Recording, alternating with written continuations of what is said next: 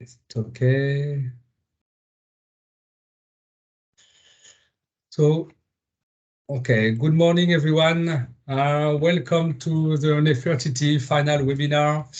This webinar will be composed of two sessions, two distinct sessions. The first one from now to 3:30 about good practices to improve your demo farm.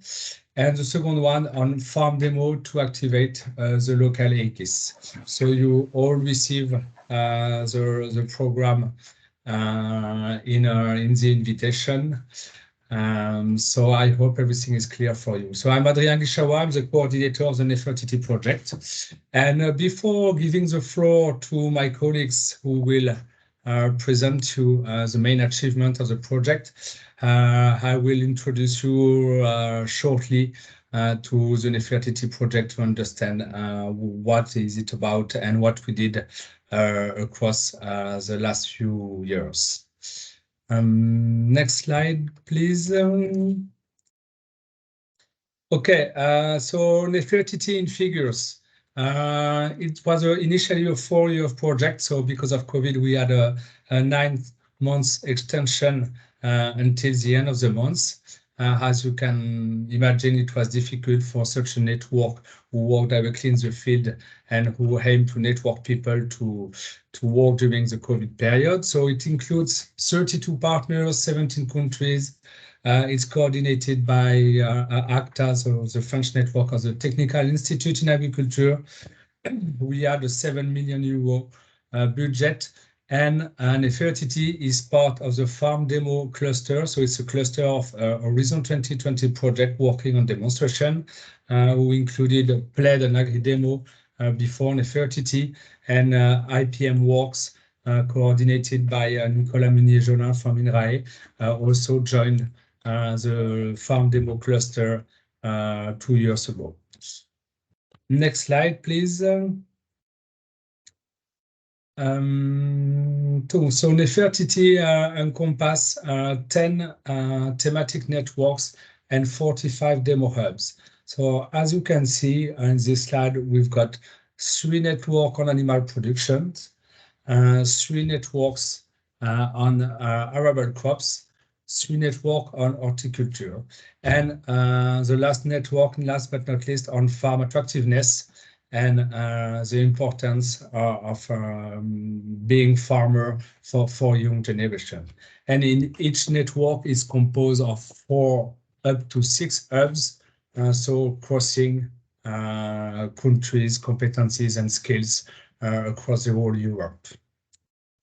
Next slide, please. So the basic principle, concept, and objective of the project were first on the left to network hubs and people, to increase innovation uptake, to increase knowledge exchange among actors, so meaning farmers, advisors, researchers, policymakers, and a wide range of actors in the agricultural sector across Europe. We had a platform to connect people, and where we have the inventory of demo farm, the agenda of demo farm, and so on. We had a monitoring and evaluation process to evaluate how far the demonstration were efficient and how far we could improve the quality of the demonstration. We also have, of course, a policy dialogue in order to embed further demonstration activity in the future policies, the CAP and other national, regional, and European program. And of course, we've got a dissemination and communication activity, which is core. And everything has been built around 3 annual demonstration campaigns that have been between 3 and 4 because of the COVID. Next slide, it's about the main result, what we achieved together.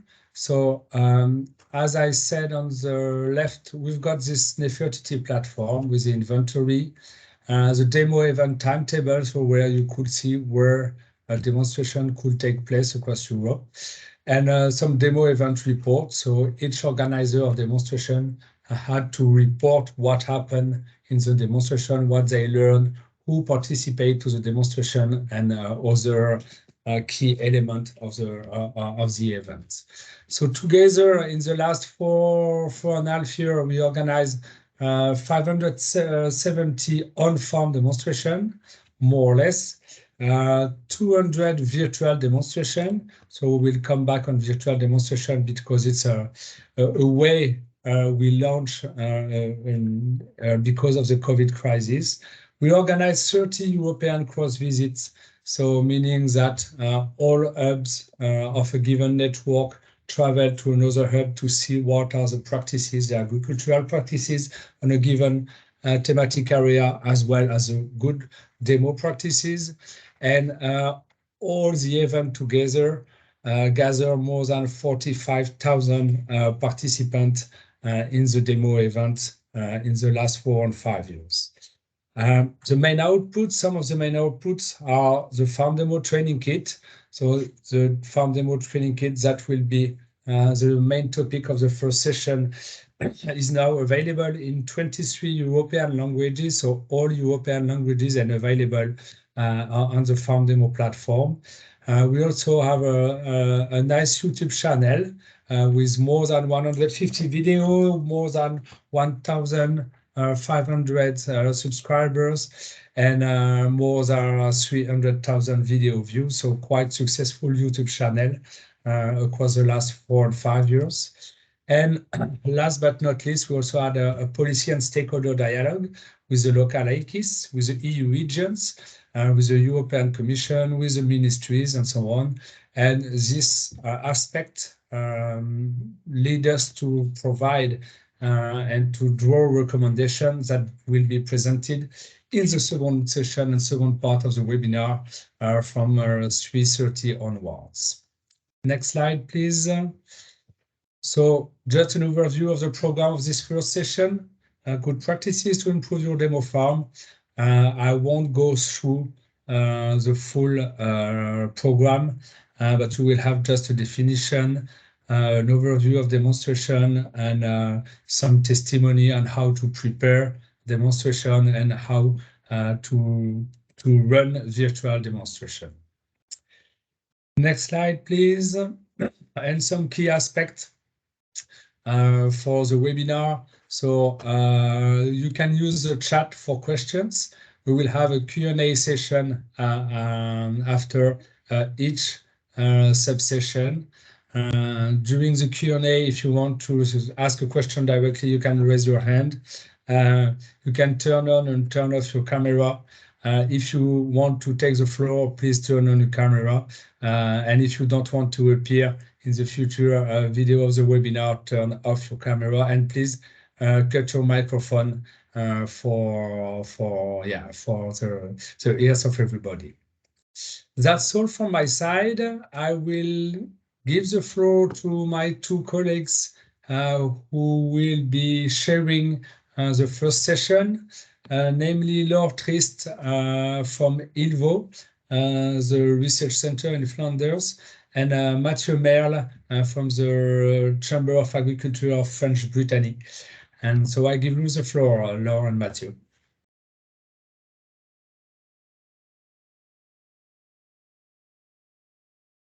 Okay, thank you.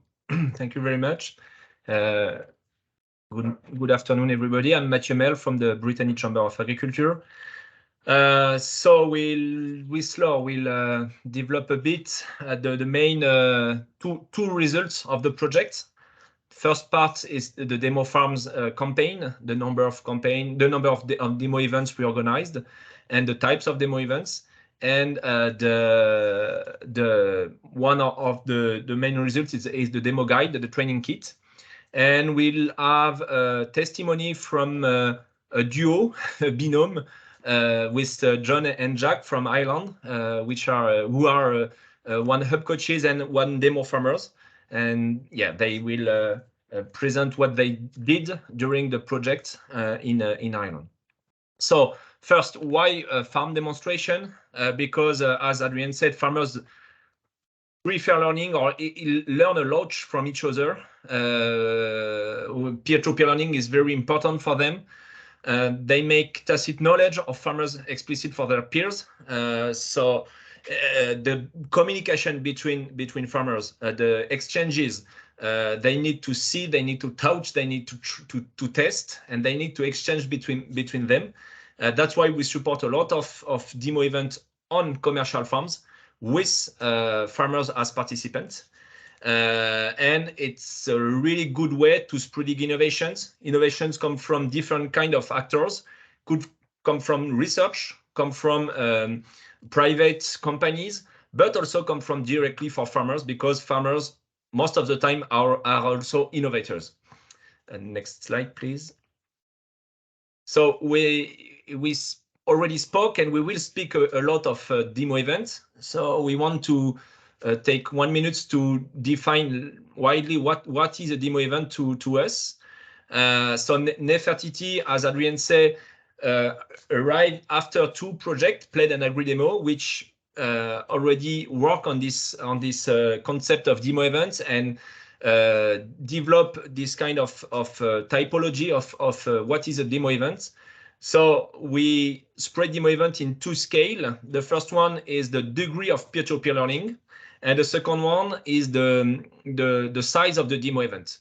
So we want to support a large diversity of demo events, come from small number of participants, for instance, little groups of farmers, 10 farmers, who just meet on a farm, exchange on a topic, visit the farms, understand the main figures of the farm, and so on.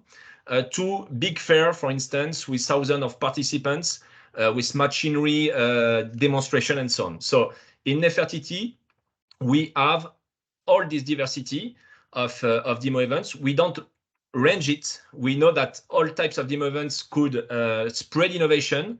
There is peer-to-peer learning. There is exchanges between farmers and advisors, trainers, researchers, and so on on all these types of demo events. That's why we support this wide range into NEFERTITI. Next slide. So we want to present you some figures, 3 or 4 main figures about the project. So we've got these 10 networks, 3 on animal, 3 on crops, 3 on horticulture, and 1 more transverse on farm attractiveness. We totally organized 770 events during the project. And we've got 3 campaigns. The first one in 2019, the second one in 2020. This one was very touched by the COVID constraints. I will say some words on that. And the third campaign is a mix between 2021 and 2022, and now. So all the networks organize demo events. We've got reports. We've got best practices analysis.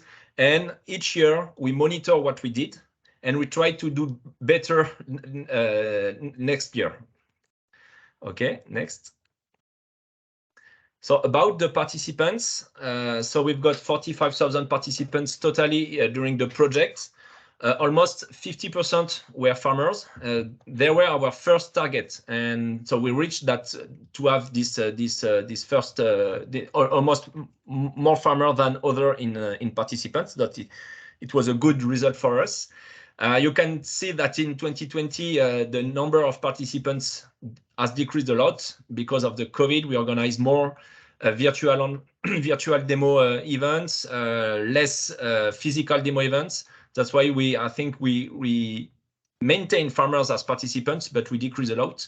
And during the third campaign, the number of farmers increased again, and we reached almost 10,000 farmers on the last campaign. So it was a very good result for us. And the second and the third participant are advisors and students. And it's really important for us to touch farmers, to give innovation, and to engage peer-to-peer learning between farmers, but also to have advisors, because advisors are the porte-parole of the innovation to other farmers, and students, because students is the next farmer or the next advisor, maybe and or the next advisor.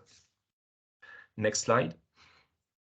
About the different types of events we support, we implement into NEFERTITI. So as we already said, we've got on-farm demo events on commercial or experimental farms. It's almost 50% of our demo events, and the first year it was 70%. The second year, as I said, with the COVID, it decreased to almost 30%. And the last year, there is still a COVID constraint into our European countries, but we managed to do more than last year in on-farm demonstration. We've got also in organization, for instance, groups of farmers come on a company or so on to have training or just exchange about results or about their figures and so on, and also online. So we begin the first year with almost no demo online events, and we adapt very fastly because second year 50 of our demo events were online, and last year it was almost 35% of our demo events online. Last word about the different types of demo events. The size is one of the best indicators or figures to understand the different types of demo events. So as I already said, we want to support different types. So we've got very few demo events. We've got 200 demo events with a low number of participants, but we know that low number of participants mean high degree of peer-to-peer learning. For us, it was very important to support this kind of demo events. And we've got this wide range of type of demo events, less than 20 participants to more than 200. And we've got almost a good balance between these different types of demo events. Next slide. Laure, you want to take the lead? Yes, I will take the lead. So one of the main outputs of the project, as Adrien already presented, is the farm demonstration training kit. So as he said, it's under the farm demonstration brand, the farm demo brand, with the collaboration of Blade and AgriDemo, preceding projects, and NEFERTITI. And the experiences from these three projects are put together in nice and easy to use tools and documents that are available on the website you can see here, trainingkit.farmdemo.eu. And we will in this session go a little bit more into detail. So it's available in all EU languages, and I want to stress this again because we put a lot of effort in it to translate them. But we think it's really important to provide this material also in the local languages so everybody can use them. So when you go to the homepage, you will see 6 main topics. There are 2 design guides. The first design guide is for designing demonstrations on farms. The second design guide is for organizing demonstrations, virtual ones, online. And then there are some tools that can be used mostly for on-farm demonstrations, but a couple of them, and as you will see in the presentations, are also valid for virtual demonstrations. And then we also have a third main topic. Those are the videos that Adrien already referred to. Those are inspiration from practice. They are some example videos from the YouTube channel that were nicely put together by our colleague Thomas Alfildi. So I will first focus on the design guide for on-farm demonstrations. So this is the nice booklet that is developed. You can also download it in a printing format, so you can print it yourself in a nice layout. So the main cycle that we used for organizing demonstrations in the NEFERTITI project is according to the prepare, deliver, monitor and evaluate, and then of course improve your demonstration events. So we will go through these steps in this presentation to follow up. So we first focus on the prepare, and therefore we ask the floor to our hub coach and farmer, Jack Kearney and John Moriarty, for some interview and to exchange their expertise and experiences on preparing a demonstration. I will stop sharing for now so you can better see their faces. Okay.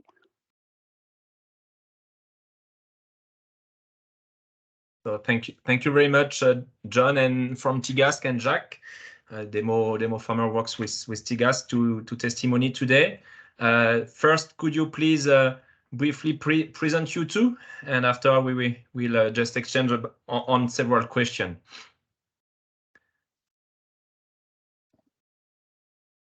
John, go ahead.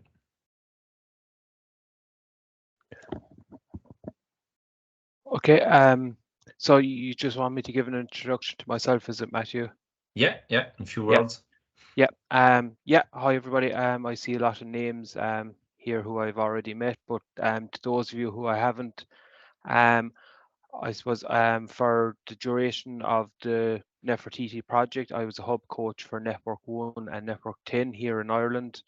And since the end of last year, I have moved on to a dairy advisor role here, and I'm actually the local advisor in the area where Jack, our farmer who's speaking shortly, is farming. So yeah, just happy to be on, happy to give you our insights into how we prepare events here in Ireland. Okay. Jack, a few words about you and your farm, maybe? We don't hear you.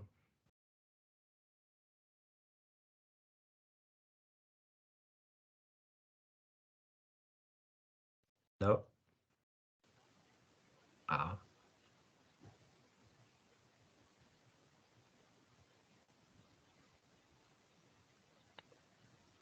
No.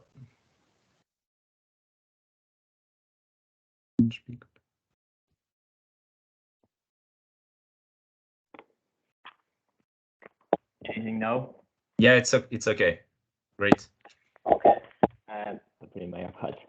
So, sorry, I'm a dairy farmer from South of Ireland. I'm milking 160 cows and a spring calving grass-based system. And I suppose I got to host an event through Signpost program here in Ireland, and it just, I suppose, it joined up as a NEFERTITI event.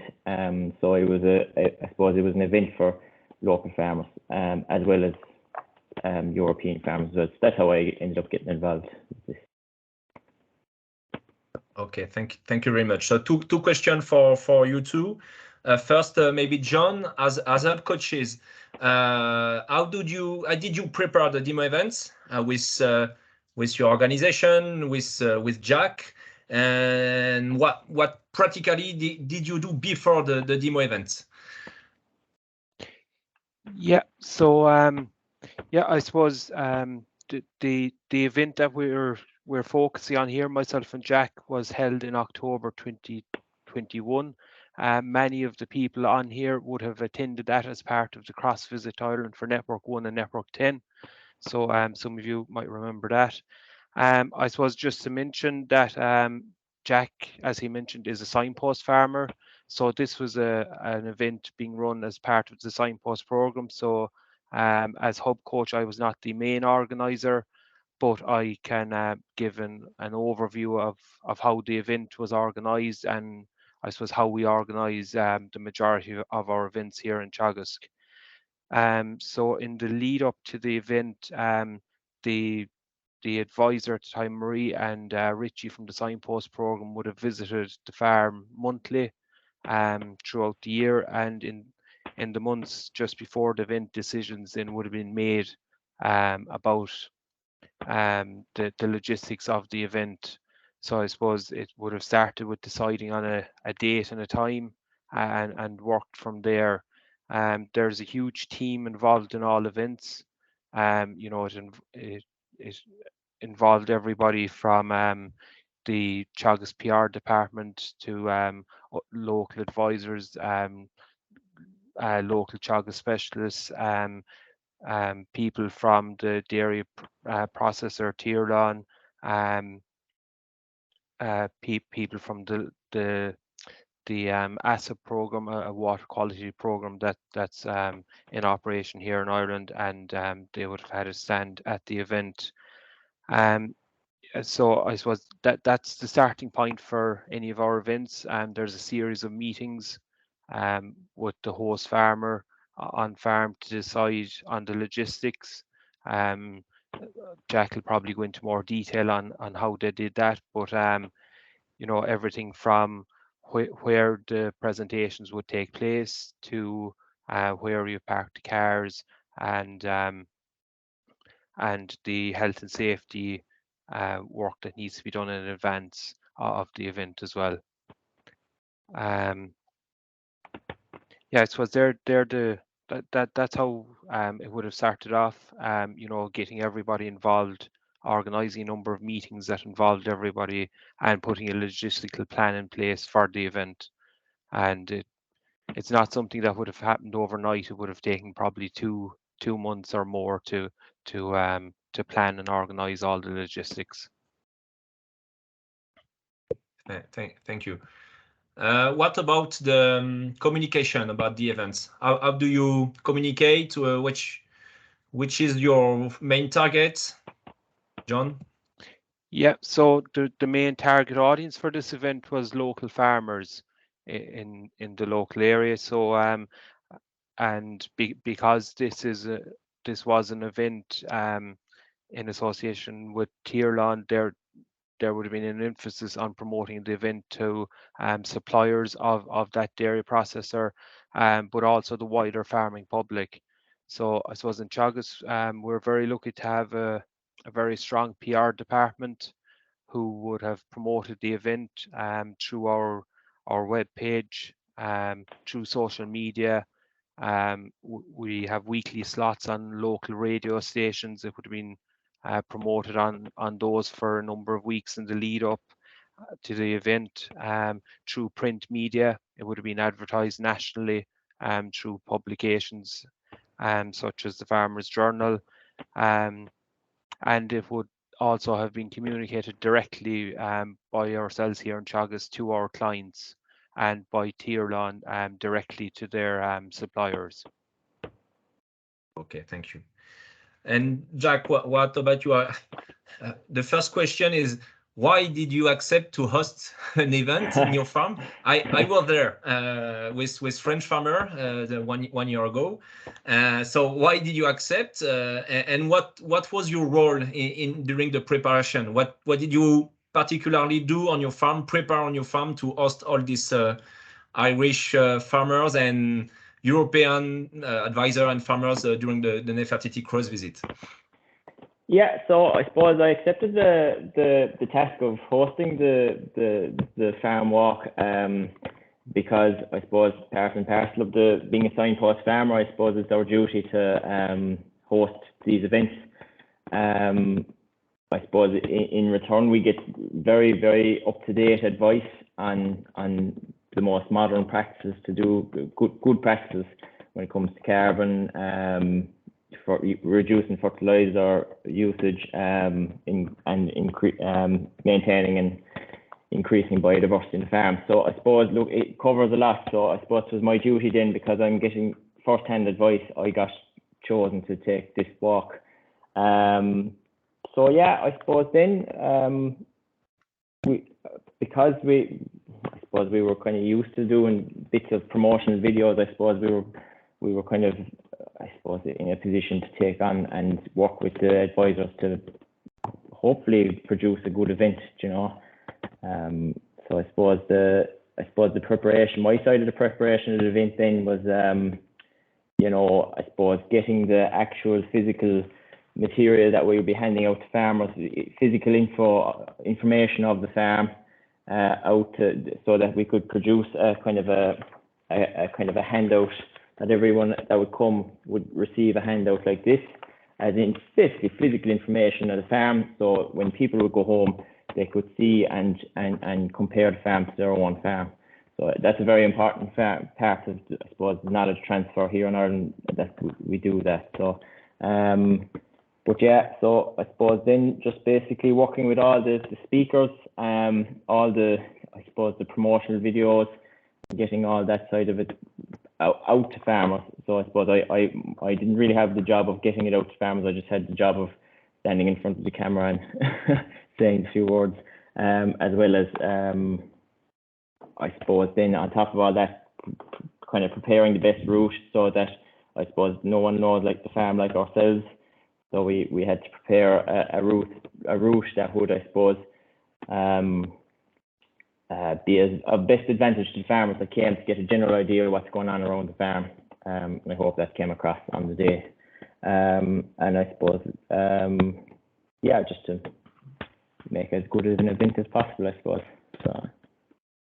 Okay. Thank you very much. Laure, maybe based on the training kit, you can resume, and based on this testimony, you can resume the best practices to prepare a demo farm. Okay, I will.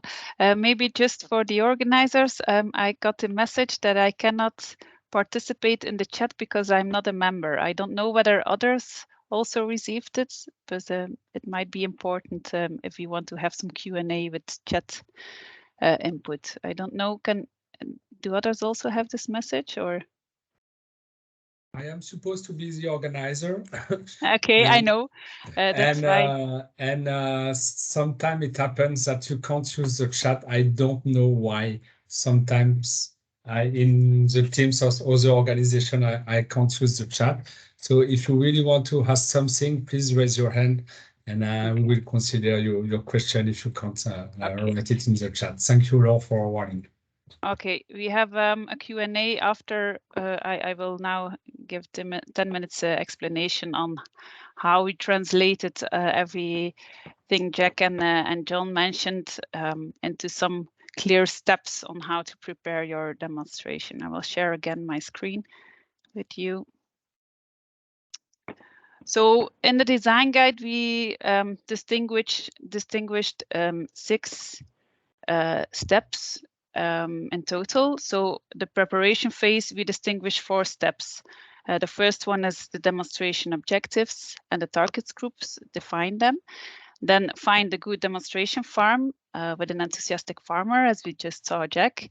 Then think about the demonstration setup and then the promotion. So I will go shortly through these 4 steps. Presentation wants to go. Yeah, okay. So the first step are the demonstration objectives and the target groups. So it's really important to think beforehand about this and think, what do you want to achieve with your demonstration?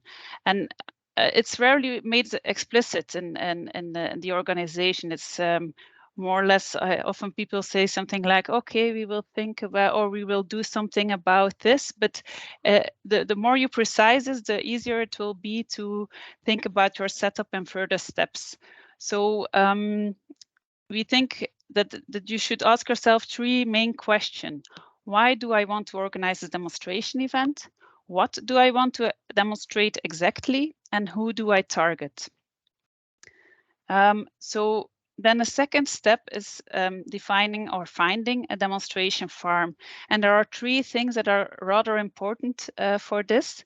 The first thing is to find an identifiable farmer, so that the target group you want to be there on your demonstration can identify them with, because otherwise you risk that they say, oof, this farm is so different from mine, this is not interesting for me.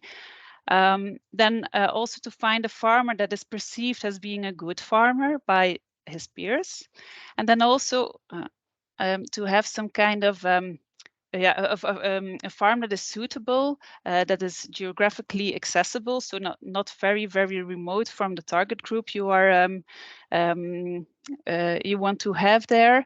Also think about the physical accessibility, so it's safe to be there, that there are facilities like toilets, but also some shelter for rain or for sun, which might be in some countries very relevant this summer. And then also think about the comfort and safety, of course. So then you had these 2 steps, and then you have the third step to think about the demonstration setup. And as John mentioned, it's important to get together with your organizing team, with the organization team, get them together and really discuss about the roles, who is going to do what, and think about who should I have in my organization team to make this demonstration a success. So Then there's a second thing you have to think about, a suitable date, and it might be something, something trivial, but it's really important to think about the season. What can we show in the season? Also the timing during the day. For example, for dairy farmers, it's very specific when they have the milking times.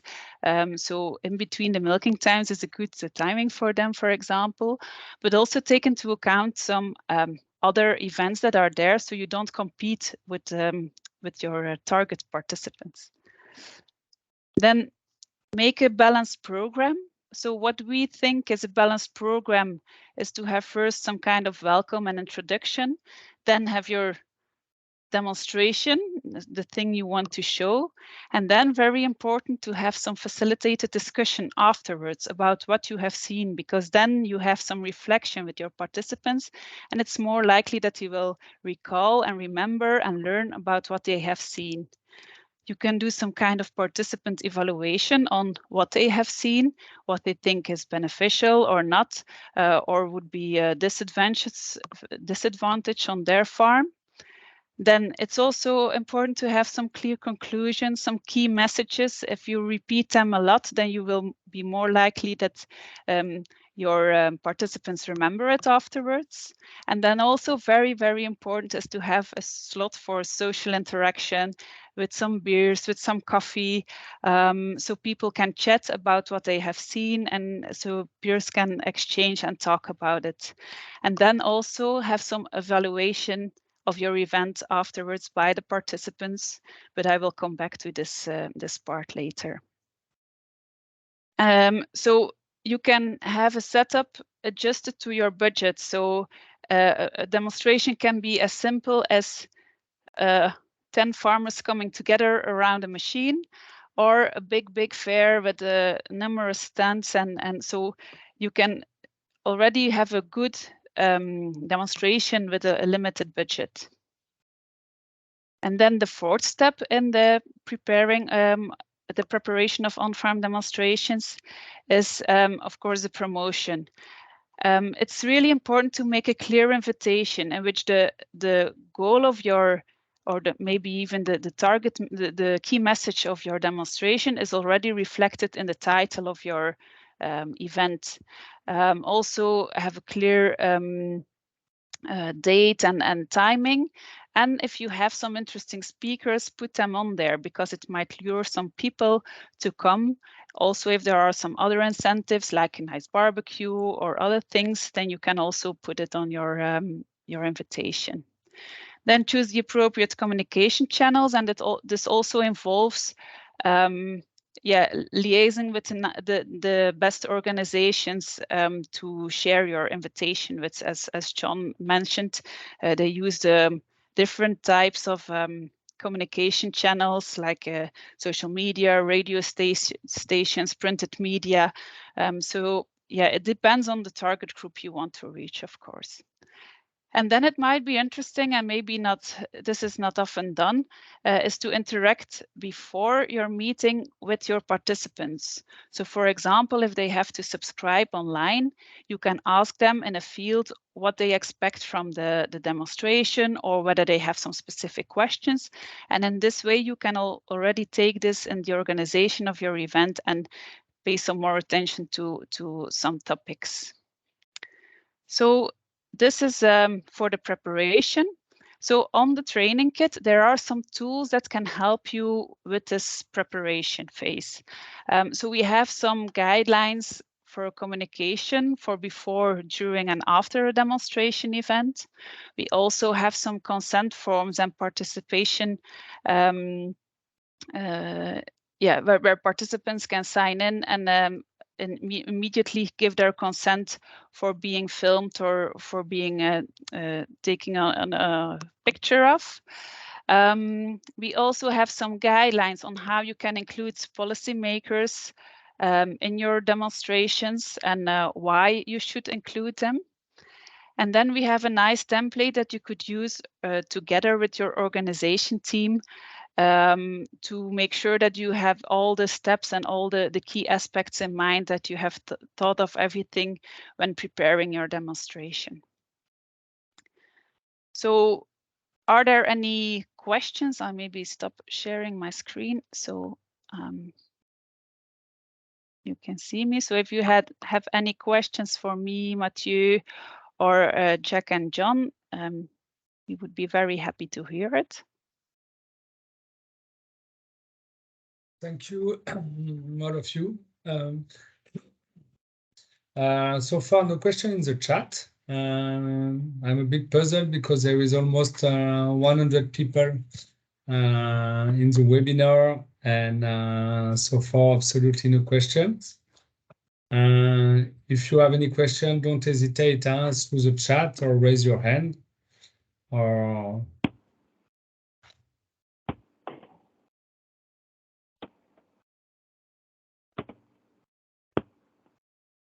okay.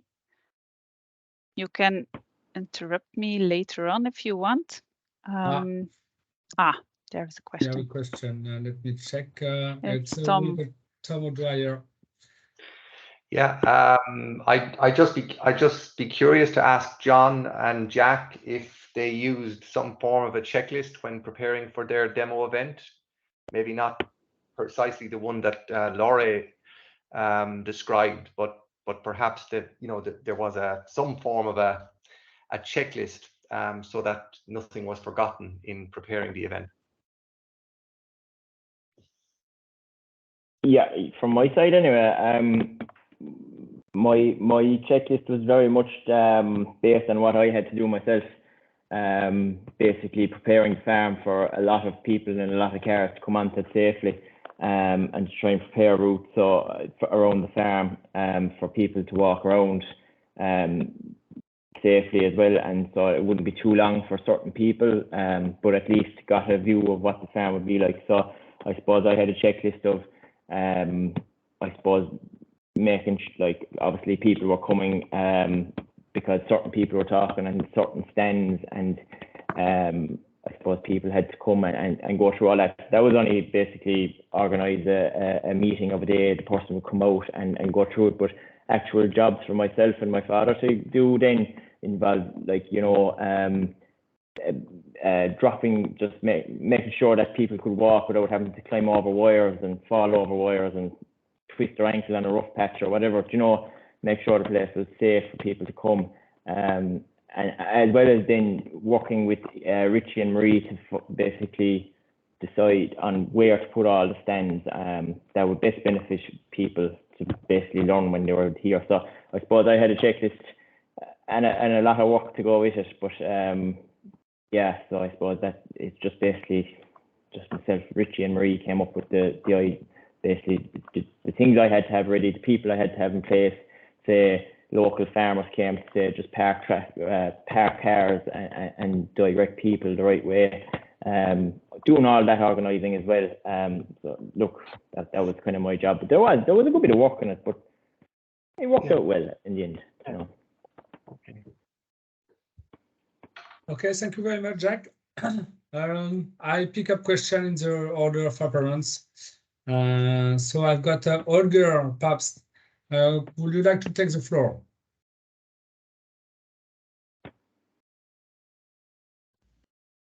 Yeah, thank you. I was just wondering, because you talked a lot about the preparation for such demo events. And of course, very often it's a good idea, and if you have a project or something to, at the end, if you have something to present or actually something you learned, you want to share with the farmers, and mostly hopefully in a broader audience. But if now I'm just thinking about preparing for future projects, how much time do we need to prepare for these kind of events, and what are the possible budgets? For example, now in my point of view, or in my position, we often work with smaller events. Let's say if we have a demo event on a farm with approximately 20 farmers, how long would that need to be prepared? And of course, the dissemination of the information about the event has to be in advance. Otherwise, the farmers are not getting notice in advance enough. So can you tell us a little bit about that?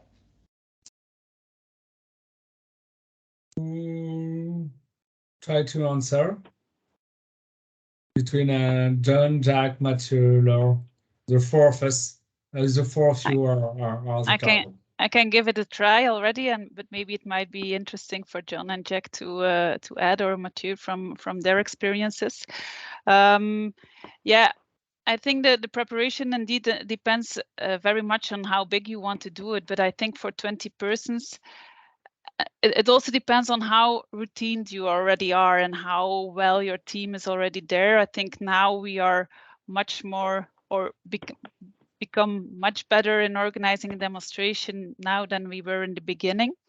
Regarding the promotion, they say to start from 2 months before, but our experiences with farmers that you have to repeat it, yeah, quite close in front of the meeting again, because then they change their plans, or then in the end nobody turns up, because then suddenly the sun is there and then they have to harvest, or they have to do something, because yeah, the weather is changing. So it's a little bit hard, but we advise to start from 2 months before, and then have some repetitions. Start with a save the date, for example, 2 months before, and then come up with a more detailed program 1 month before, and then have some repeating communication campaign.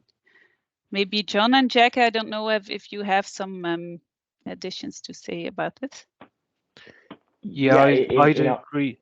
Sorry. Oh yeah, in our situation there, like we actually got notification that we were going to have it, I think about 6 months beforehand, but the ball really didn't get rolling on it for, I'd say it was at least 2 months. But I suppose we needed all the time we had to actually get ready, because like the farm work doesn't just stop. There was still plenty to do on the farm to keep it going day to day. So I suppose we needed all the time we had to actually be ready for it. But thankfully we had lots of help with Chagask and with Tiolan to actually get it over the line and get it prepared to be ready on the day, you know. John? Yeah, I'd agree with both Laura and Jack that you know, you need lots of time. The event on Jack's farm had, I think it was almost 150 people.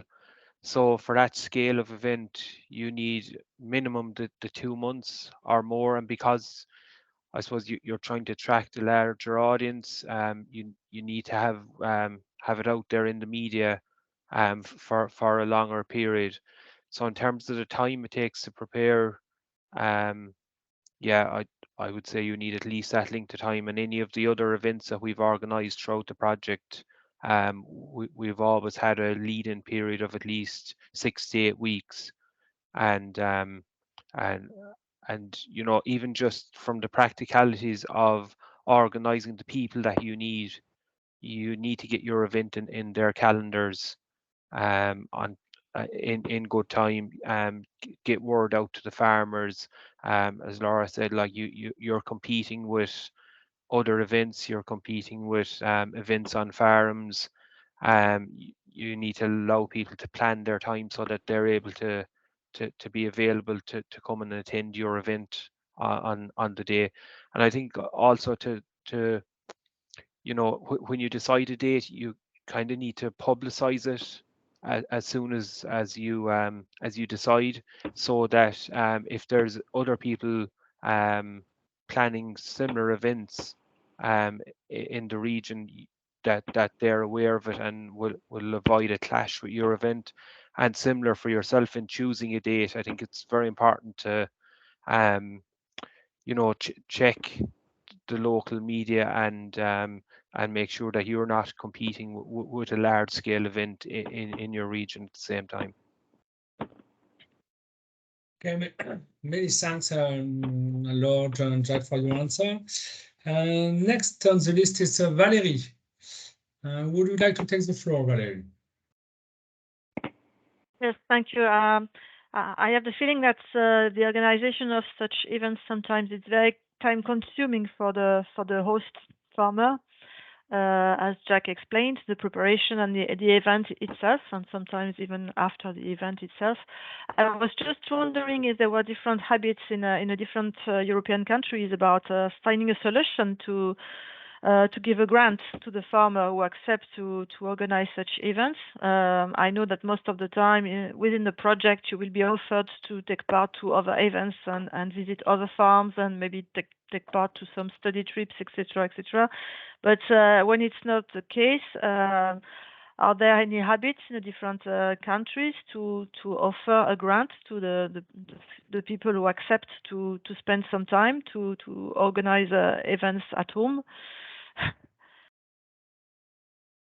Because in most of the projects we don't have any budget to give grants to the farmers for that.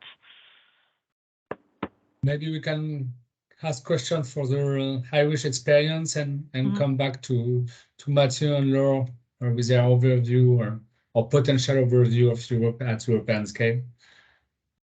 John? Yeah, I suppose from our point of view, for events we've run during the Nefertiti project, we've always tried to acknowledge the effort put in by farmers in hosting our events and the work that they've put in to it. So you know, it's really I suppose an event specific thing. You know, it depends on the relationship with the farm. So I suppose, for example, with Jack's farm, Jack is a member of the signpost program and also I suppose the Tier-Lawn joint program with Teagasc. So I suppose Jack receives a very comprehensive advisory service, you know, which would be I suppose it would include monthly visits on farm and monthly meetings with the 11 other farmers in that program, and I suppose access to both advisory and research within Teagasc at a level that I suppose most farmers wouldn't have. So I suppose that's probably how the farmers in the signpost program would be compensated for their time, is through the service that's provided during the program. But then outside of that, it is specific to the situation and the type of event and what we're able to put in place at a local level. Thank you, John. Maybe some reaction from Laure and Mathieu? Mathieu, do you want to respond? No, maybe I can quickly answer to the first question. In our when we organize an event, we count around 1 hour per participant to prepare and reach the event. So you could multiply. And about the price or the support, we give support to the farmers technically, but in Brittany Chamber of Agriculture we don't pay the farmers for the organization of demo event. But I understand that it could be the case in other countries, of course. Yeah, so in some cases, I remember Scotland, they made compensation for the time of the farmer, but usually in most of the country, at least in Nefertiti, from my knowledge, the long-term advice, the service provided by the advisor, the access to research results, the connection with the network was the return back to the farmer rather than a more long-term return and compensations than a direct grant for the D-Day. I'd like to back that up by saying just like we didn't get paid in any way for doing this event, but like that now we are getting the support from Signpost and Teagasc that many would take and jump at, to be honest, because like it's catapult. We're hoping to catapult our farm for years just by the standard of the advice that we're getting. So to me, that's much more important than any check we'll get on the day. I didn't want money for it. It's just I'm happy to be taking the advice to basically set up my farm and my business the best way possible to take me into the future. Okay, many thanks, Jack. We had a question from Nicola. I think we have to move on.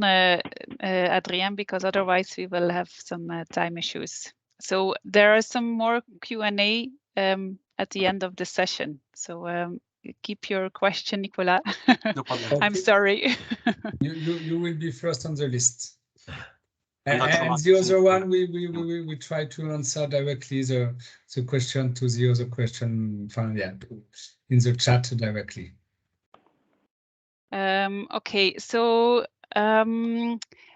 next, what we want to discuss is, so we had the preparation phase. So now what we want to discuss is the delivery, so the actual performance of the demonstration event and the monitoring and evaluation afterwards. And we want to stress that this is a really important aspect that is often forgotten. But first, again, we have the testimony of Jack and John on this. So Mathieu, you can ask them some questions. Yeah. So about the preparation and evaluation, which is the best moment of the demo event, maybe Jack, as farmer, do you use methods to bring across your message? What is your, you speak very well, but what is your method, or what do you want to say? How do you say? Did you say the things you want, the innovation you want to focus on, and so on, to the other farmers? And how do you engage the discussion between the farmers? Maybe for John, after it will be how you facilitate discussion between farmers. Yeah, I suppose like for me, what I wanted farmers to see when they came into the farm is a genuine representation of what's actually happening on the farm. So the first board, just say we had 5 boards that a group of people would go to, and each board would be a speaker at it.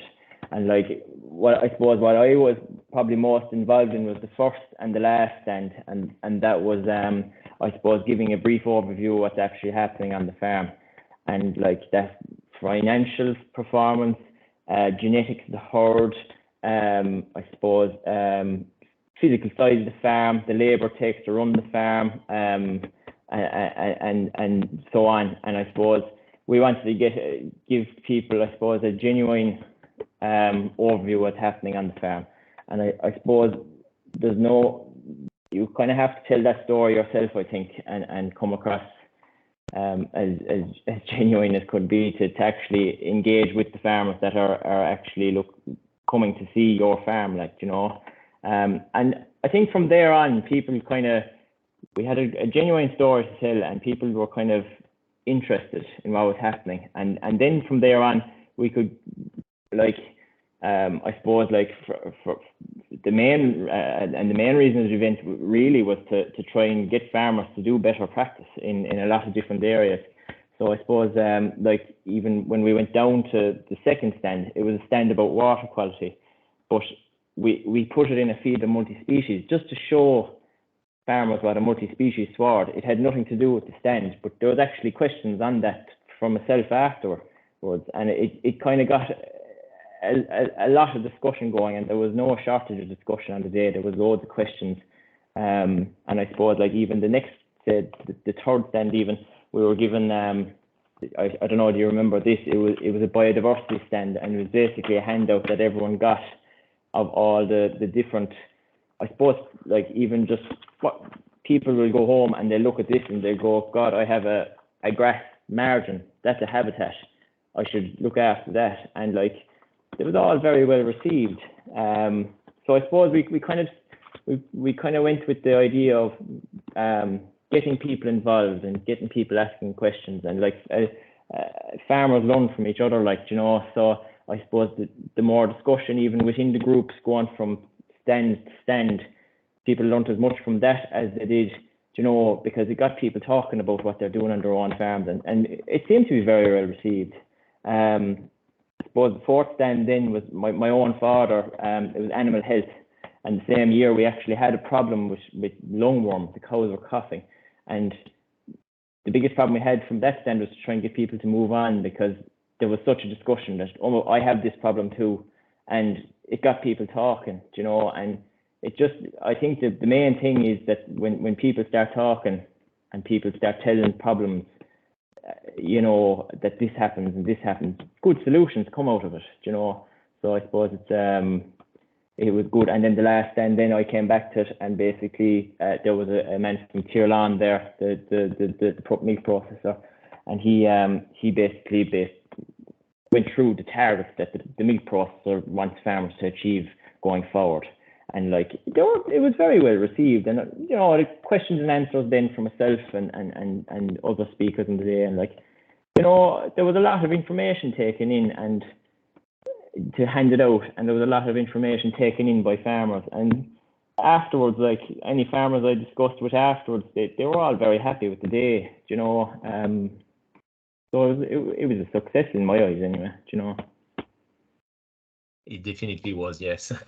And John, the one of the main aim of Nefertiti is to ensure peer-to-peer learning between farmers, because we know that this is a huge way to spread innovation. So how, as hub coaches or facilitator, how do you facilitate these exchanges between the farmers first, and after the demo events, how do you evaluate the demonstration in Tegask?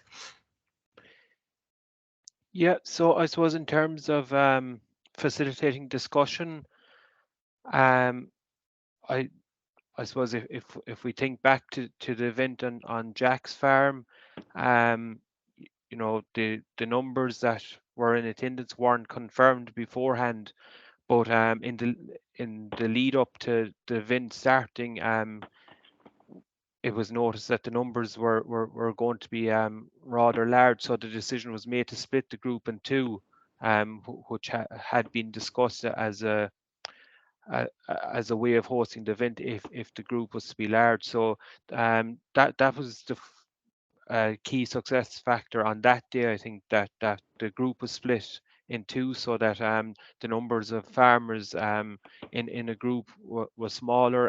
It allowed for much greater discussion at each of the stops as the groups went around the farm. You know, it allowed more people to speak and maybe not be as intimidated but by the size of the group. So I think that's very important to allow good discussion. Is the size of the groups of people that are at your event. I suppose taking another example, an event that I would have run in 2019 for Network 10, there was 300 students at it, but we divided the students into groups in their own school groups, maybe by putting 2 or 3 schools together, and they rotated through the farm. So okay, it meant that every speaker had to give their presentation maybe 5 times, but it meant that the students were more comfortable to speak, and you know, it was successful on both days. And yeah, I think that's very important for discussion. And when it comes to facilitating discussion, I think you know, encouraging questions from the audience. You know, when the event is somewhat local, you may know of farmers that you can direct a question towards, a farmer that you know will respond. And then, as Jack said, the relevance of the information that you're discussing will trigger its own discussion. For example, the animal health stand on Jack's farm, there was an issue on the farm last year. It took a long time to solve it, but there was a number of farmers at the event who had the exact same issue on their own farms and maybe hadn't solved it. And here we had Jack's father, Larry, we had a vet from Tirlan, and we had a Chagas dairy specialist speaking on the stand. And, you know, there was a great opportunity there for farmers to ask questions of them. And, you know, other farmers came in to give their own experiences of dealing with those issues as well. Okay, thank you very much. So thank you warmly, both of you, Jack and John, for your testimony. stay with us for the last part, the question maybe at the end of the Laure speech and the conclusion of the session. So Laure, you can go on with the training kit of this part of carry out and evaluate in order to be better for the demo event organization. Yes. So just as a reminder, we had the first steps of our design guide for organizing on-farm demonstrations, and now we will come to the last two steps, which is linked to the delivery. It's about the learning and facilitation, as you heard now from John and Jack, and the evaluation part. Yes, that's it. So for the learning and the facilitation, there's a lot to say about this, and there's much more in the farm demo guide. But we try to condense it in 3 basic rules. So as Jack mentioned, relate the learning content as much as you can to the farming practice. So really use the environment you are in, use the farm, the fields, everything to make your point, to bring across your key messages. And in this way, you will also induce the discussion, because I think Jack really put it nicely. The more discussion you have, the more people learn, because they reflect more on what they have seen, and they discuss, and there will become some solutions will be talked about. Then, and this is the part that John was mentioning, engage the participants in active knowledge exchange, so not the one-way conversation with one presenter telling everybody, but involve the participants in your discussion. Try to ask them some questions, and you can use different types of learning activities for this. And then you come to this third point. Use a variety in learning activities, because people prefer to learn in different ways. You have people who really love to hear about this. So in this way, the discussion is very interesting. You have people who love reading about this, and this is what I liked about Jack's testimony, where he told we make a nice leaflet of the farm, so people can take it home and read it and compare it with their own farm. You have people who prefer doing something, to do something in the field, take a shovel, dig a hole, something like this, so they remember everything better. So yeah, and of course, to see things, it's much better. So we have in the training kit some tools to help you, for example, to remind you on how you could take as much variety in these learning styles and these learning methods that you use during your demonstration. We also have a nice overview of different methods that you could use, and in which case they are useful, and which points you should consider when you are using them. We also have some nice templates that you could use to reflect with your audience, with your participants, on what they have seen, to reflect on this together. So to ask them questions to think about, why is this relevant? What are the positive aspects? What are the negative aspects? What could be the impact on my farm? What is the impact on the host farm? So these are some guiding questions that you could use to really induce this reflection, and then have some kind of template, for example, to conclude with your group. What did we learn together? What do I take home as a participant? And maybe to come up with some suggestions, as I heard Jack saying that at the water stand, people were talking about the multi-species. So maybe this is definitely a hot topic that you could take then to a next demonstration event. And then we come to the final step, is the evaluation and the follow-up. So first, on the evaluation, there are 3 aspects related to this. First, you have to monitor what is happening on your event. So it might be interesting to point somebody who is responsible for monitoring to really see what is happening, how are the dynamics, what is going on. You could choose some tools to observe what is happening. We also have some in our training kit. Because as an organizer, you also always have some practical things in mind, and you don't have the time to look at really how are the dynamics in the group. And then the evaluation itself, you have to collect all your data. You can also have some exit polls. We also have a nice exit poll in our training kit, and use these outputs to see how do the people evaluate what we have done and what can we learn about this. And then we come to the third step, where you, together with your organization team, think about and discuss what went well, what could we improve for our next meeting or a demonstration, sorry. And then the final step, the follow-up. This is important to increase the impact of your event. So you can have some activities for participants. You can share a participant list, but make sure you have some the consent of the people, so you can share their contact details. Or you could limit it to sharing the contact details of experts. You could provide some take-home materials, for example, the leaflet that Jack was mentioning. Could provide some newsletter and provide some support on what you have shown. For example, if you have demonstrated a new technique, you can also say to the participants where they can find some support if they want to introduce this technique in their own farm. And then also for non-participants, I think now there's already a lot possible with providing a video afterwards, or to have a report. You could use different sources of media for this. You could also release some press articles, or to make the trial that you showed or demonstrated during your event publicly available, so people can pass by in the coming months afterwards to see how crops are developing, for example. So this is really in a nutshell what is available, or the steps that we have defined here. And so there are quite a lot of tools available on the training kit for the evaluation, and different extents of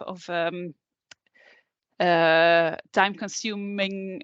So some are very extensive, and maybe you can hire some students or ask some students to do this. But there are also some, like the exit poll is really short. So this is it on the on-farm demonstrations. I'm not sure, I'm looking at the time. Maybe I will directly go to the virtual demonstrations and then have the Q&A at the end.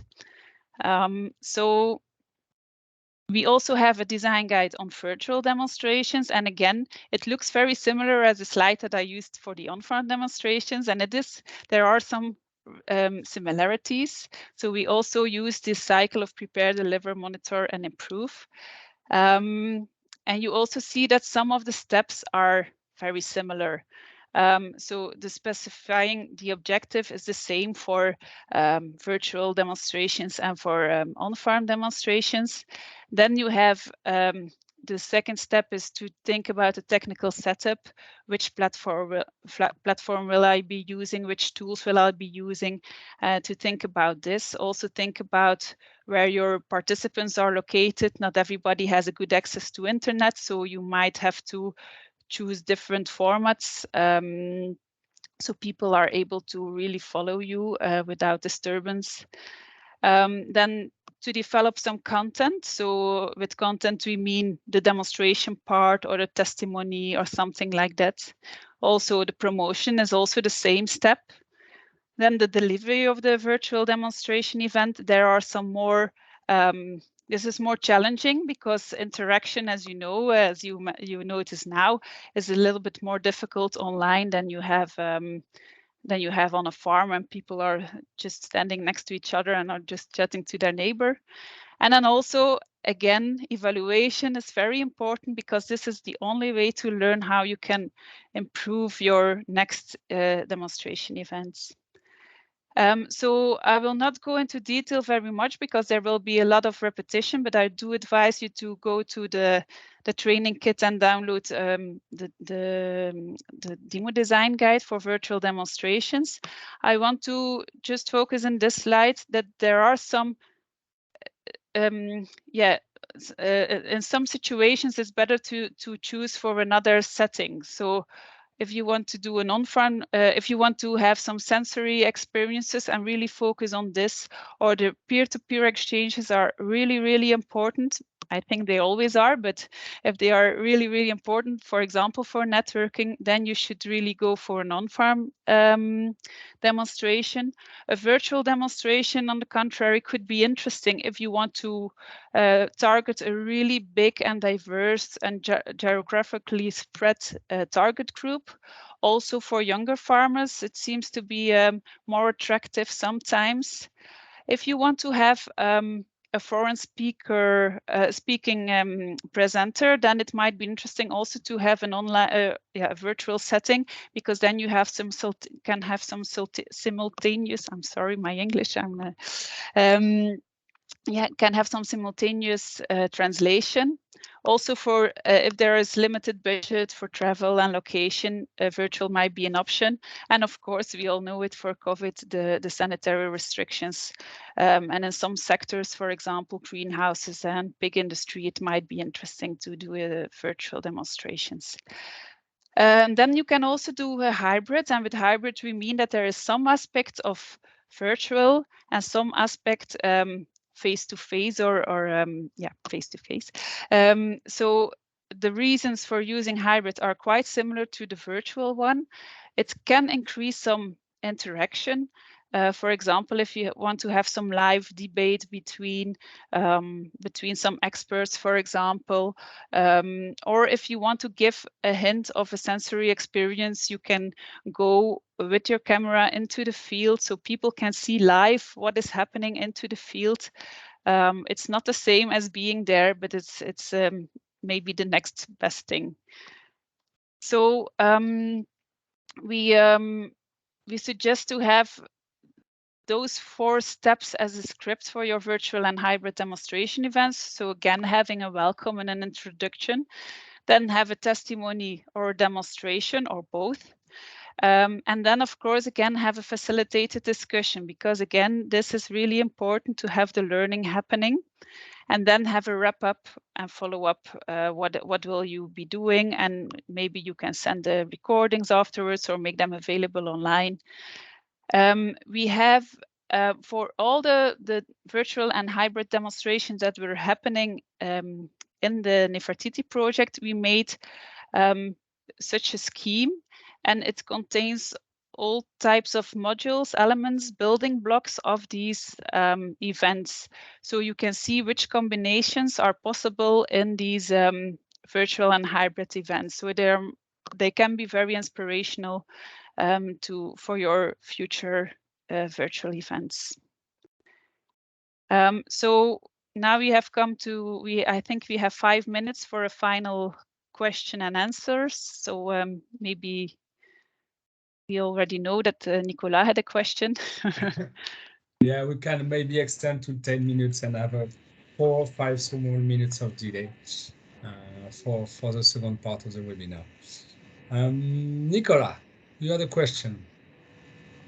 Yeah, thank you, Adrien. I'm not sure my question is relevant. My question is about what is and what is not a demonstration event.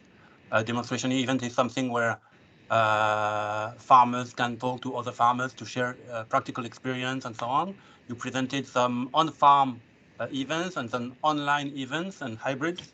But did you consider other formats? For example, I am thinking about testimonies of farmers during some technical meetings, for example, in Chigask buildings, where farmers can describe precisely his or her practices, and we could have some nice pictures of equipment and this kind of thing, and time to discuss with participants. And I'm just asking the questions because my feeling is that this kind of format is much easier to organize than on-farm and than online demonstration. So is it acceptable from the Nefertiti point of view or not? I think, Mathieu, maybe you are the best person to answer. I don't know if I'm the best, but I will try. This was the question we have on the really beginning of the project. And if you just in my first one of the first slide that I present a wide range of type of demo events. So it could be small groups of farmers, it could be a huge fair, it could be online, it could be on farm, or it could be in organization. So we want to, and we supported a wide range of diversity of demo events, sorry. But we intend to have at least peer-to-peer learning. So this is the common base. We need exchanges between farmers and promote and so on exchanges and engage in exchanges between farmers. For instance, make a video of a farmer's testimony, put it on YouTube is not a demo event. Sure. Because we had the question during the COVID and we say, okay, no, it's not a demo event. You can count it as a demo events. So we want to support a wide range of demo events activity, but as we know that the innovation discussion, the peer-to-peer learning degree of exchanges is more important in a farm, we engage or we ask coaches to promote and to do more demo events on commercial farms, but we accept, if I can say, other type of demo events. And during the COVID, we don't have the choice. We promote online demo events, but we consider it as a demo event. And for instance, a presentation or a seminar in organization with farmers and advisors and so on with a testimony on a room, it's a demo event. No worry. Okay, thanks for this clarification. And I will add a combination of peer-to-peer learning and seeing something, because with virtual you can touch and smell, but seeing something and peer-to-peer learning should be key pillars of a demonstration event. Any other questions? Any other questions on virtual demonstration or evaluation or follow-up? We had a few questions for Mark. Are you still there, Mark? Yes, I am. Hi, Adrian. How are things? Hi, Mark. Go ahead.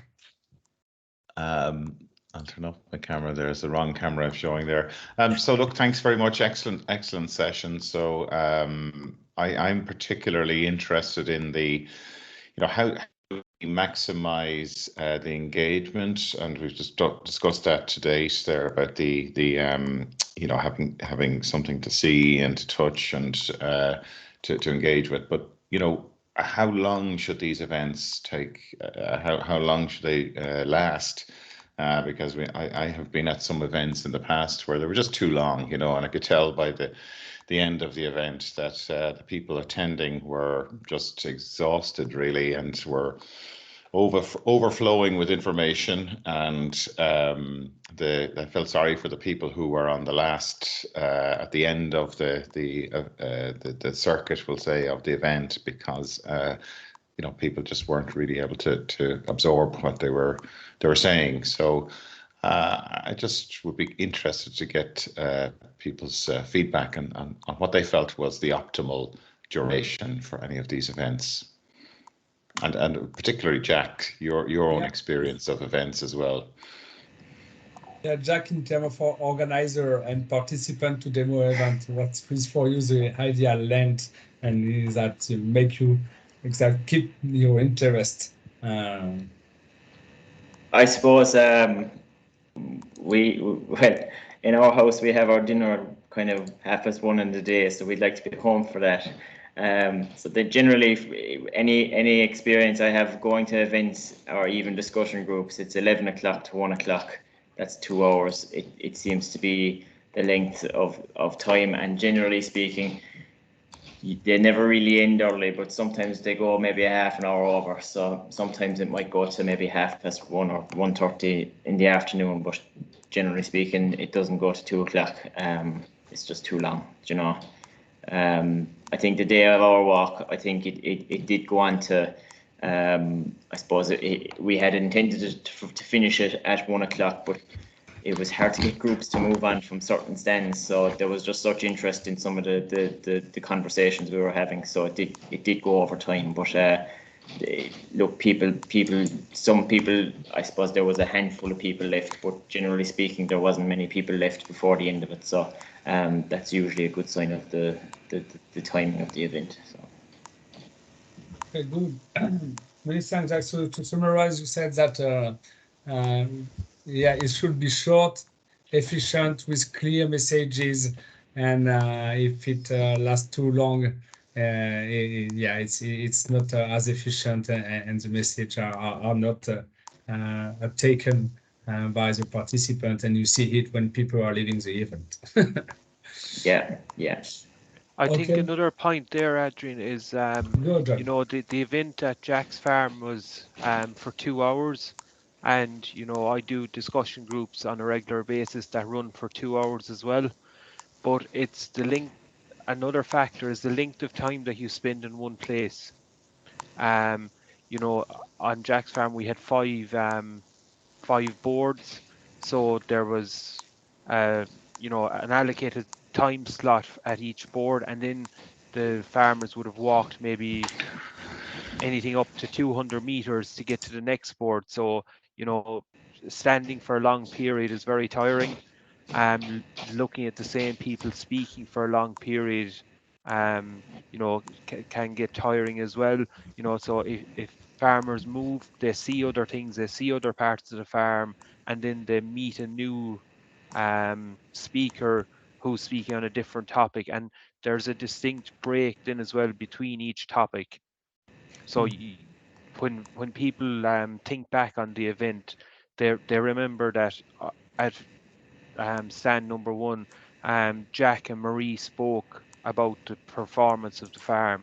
They'll remember that when they were at number 2, Emer spoke about water quality and Jack spoke about multi-species. So in people visualize the event and remember the information in that way as well, I think. Okay, many thanks, John and Jack, for this feedback and testimony. We are almost on time. In order to conclude this session, may I ask you, the 4 of you, in one or few words, what would be your recommendation and your advice for a successful demonstration? In really short, really few words. What would be the core elements that make it successful? Ladies first, Laura. Use the training kit. That's the only thing I can say. Go to trainingkit.farmdemo.eu and then you have all the information. Yeah, I think really the facilitation actually is the facilitated discussion afterwards is for me the most important thing to have a successful demonstration. Thanks, Laura. Jack? I suppose keep the discussion relevant is the most important thing for me. As a farmer, I want to go onto farms and learn something that I can take home, and I suppose that's the aim of it. Yeah, you want to take something back home when you go to a demonstration. Yeah. Okay. John? Yeah, I think interaction and the use of demonstration is very important. You know, it's very easy to fall into the trap as an organizer of an event of having a presentation on a farm as opposed to having a demonstration on the farm. So, you know, to avoid having too much, I suppose, just presenting and having more interaction, discussion and engagement with the audience. Okay, many thanks, John and Mathieu. I would say find the right balance between 3 pillars. The first one is farmer innovation. The second one is the scientific messages. And the third one is food, beer, and coffee. Okay, and indeed, social yeah. event and social part of the demonstration is key for trust, for exchanges, and so on. Thank you, the 4 of you, for this session. It's 3:30. We make a 5-minute break, and see you for the second session in 5 minutes at 3:35. And we will go for the second session on FAR demo to activate your local AKIS. Thank you, everybody, and see you in 5 minutes.